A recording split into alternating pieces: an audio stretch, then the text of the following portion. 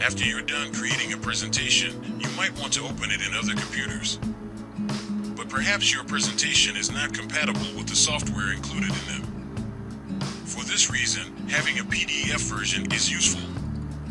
In this tutorial, you'll learn how to export your presentation as a PDF file in a few steps. Click File Export.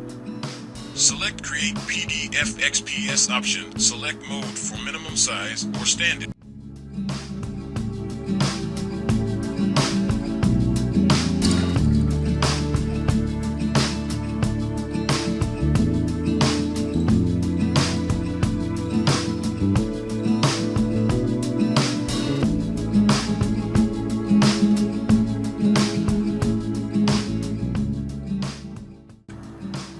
Click Publish. This is a tutorial about how to export your PowerPoint presentation as a PDF file.